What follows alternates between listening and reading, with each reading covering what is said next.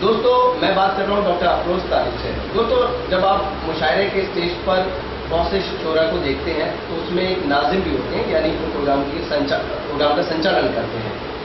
मैं ये जानना चाहता हूँ डॉक्टर साहब से, जो लोग प्रोग्राम में एंकरिंग करते हैं, बहुत आसान लफ्जों में आपको समझाना चाहूँ कि जो एंकरिंग करते हैं किसी प्रोग्राम की, क्या वो कोई होमवर्क करके आते हैं कि आज जिस प्रोग्राम में हम जा रहे हैं उसके लिए उनका कोई बैठ के होमवर्क होता है कि मुझे ये शेर बोलना है, वो शख्सियत आ रही है उसको ऐसे एड्रेस करना है? नहीं, ये तो होता है, जहन साजी तो करनी ही पड़ती है, जहन तो बनाना ही पड़ता है पूरी तरीके से, मतलब तैयार होना होता है, क्योंकि मुशायरा एंकर पे, नाज़िम पे मुनहसिर होता है। मुशायरे की कामयाबी का बहुत हद तक दारोमदार नाज़िम पे है। अगर नाज़िम अच्छा है, अब उसमें तमाम दिक्कतें भी पेश आती हैं, कभी कभी पब्लिक की तरफ से कोई डिमांड होती है, कभी कभी है कि शोरा की तरफ से होती है, उसमें कभी कभी तरतीब का भी मामला होता है। फिर ये शिकायत होती है कि मीडिया साहब हमको पहले पढ़वा दिया हमको बाद में पढ़वाया, ये सारी दिक्कतें आती हैं, तो उनको भी संभालना पड़ता है। फिर पब्लिक को देखना पड़ता है कि उनकी डिमांड क्या है, पब्लिक अब क्या चाह रही है, ऑडियंस क्या चाह रही है। तो दिक्कतें तो दुश्वारियाँ तो होती हैं, लेकिन अब यह है कि उसको निभाना बेहतर तरीके से कि कैसे क्या बेहतर हो सकता है, ये करना बड़ी बात होती है। तो जहन साजी तो करनी पड़ती है, जहन साजी तो करनी पड़ती है, यानी होमवर्क करना पड़ता है। तो कुल मिलाकर अभी तो हमने बात की निजामत को लेकर, अब बात करते हैं आपके शायरी में जो कदम रखा है उसको लेकर। कितने वक्त से आप उर्दू अदब से जुड़े हुए हैं, या मैं कहूँ कि मुशायरों में रौनक अफरोज हैं?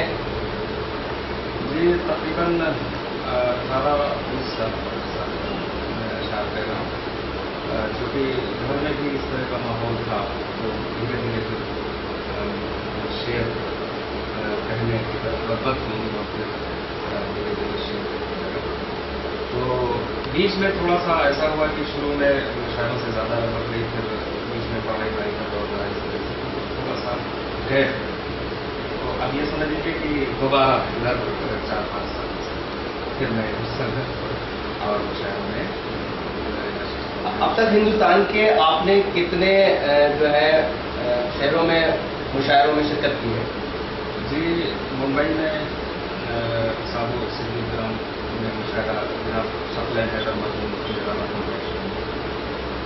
बेंगलोर में भी मशहूर मौसीकार शायद पता हुआ आपको या बहुत कम लोगों को मालूम कि नौशाद साहब मौसीकार के साथ साथ अच्छे शायर हैं जी, तो उनकी सदारत में भी मुशायरा पढ़ने का हासिल हुआ और अशआर पढ़ने। नौशाद साहब के आपने जिक्र छेड़ दिया, बीच में माफी चाहूंगा, रोक रहा हूँ आपको।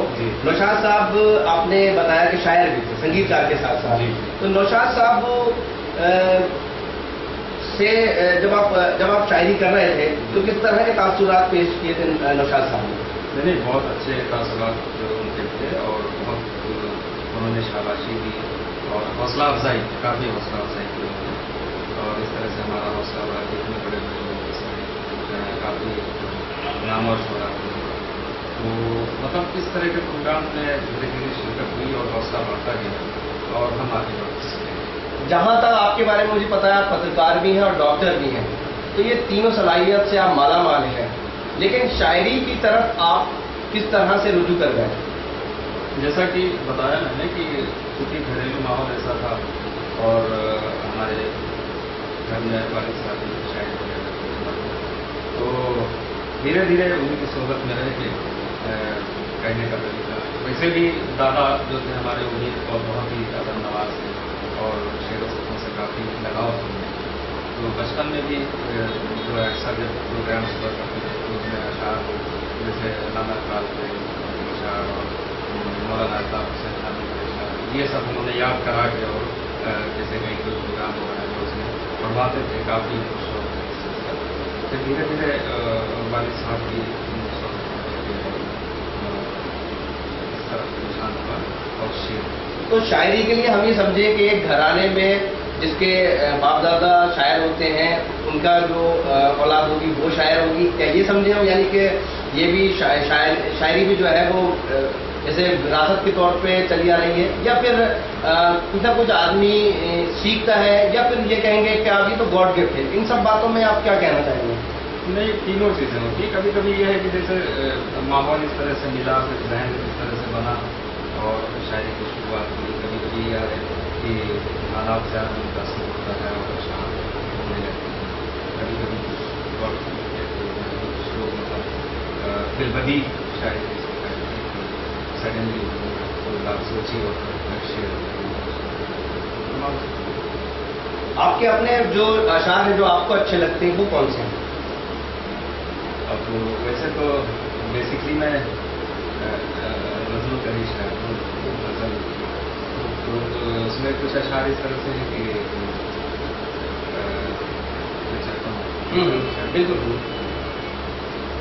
तशनगी बढ़कर हमारी जब जमा हो जाएगी, तशनगी बढ़कर हमारी जब जमा हो जाएगी, खुद नदी इन रेगजारों में रवां हो जाएगी, खुद नदी इन रेगजारों में रवां हो जाएगी, और गुंग हो ही जाएंगी सबकी ज़बानें एक दिन, गुंग हो ही जाएंगी सबकी ज़बानें एक दिन, ये हमारी खामोशी जिस दिन ज़बां हो जाएगी, ये हमारी खामोशी जिस दिन ज़बां हो जाएगी, तशनगी बढ़कर हमारी जब जमा हो जाएगी। डॉक्टर अफरोज तालिब से हम बात कर रहे थे। बहुत बहुत शुक्रिया डॉक्टर साहब, उनसे बातचीत करने के लिए। बहुत शुक्रिया आपका भी शुक्रिया।